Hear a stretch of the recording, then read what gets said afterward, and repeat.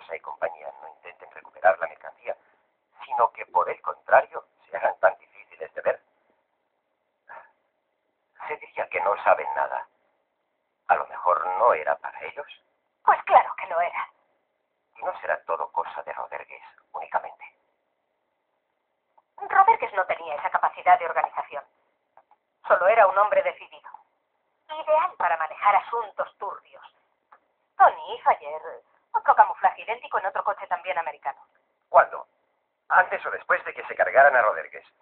Ya le habían matado. Porque no fue Rodríguez, como la vez anterior en persona, quien le encargó el trabajo, sino unos que se presentaron como amigos de Rodríguez.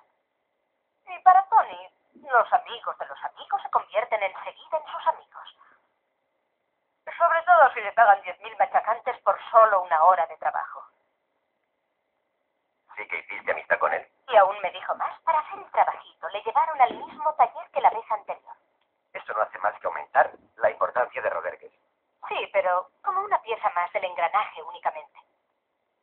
Una pieza que por lo que fuese empezaba a oxidarse y Romagosa la arrancó.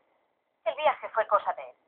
Él, el idiota de Winterthur, estaba bien enterado. Y sabía lo arriesgado que resultaba jugar con el poderoso Romagosa. Y si no, ¿por qué han ordenado anular el talonario de Rodríguez? Pero no únicamente mi talón, sino el talonario completo. Es decir, han eliminado del todo la firma de Rodríguez. Y ese taller donde Tony hizo sus arreglos, ¿sabes dónde está? Pues junto a la fábrica de Romagosa, en el Hospitalet. Mira, Julia, sigo pensando que todo fue cosa de tu amigo Rodríguez. ¿Por qué no me cuentas algo de tus relaciones con ese hombre? Quizá aclaren algo la situación y me den alguna pista para poder ayudarte. ¿Qué quieres que te cuente? ¿Por qué estaba liada con él? ¿Si lo pasaba bien?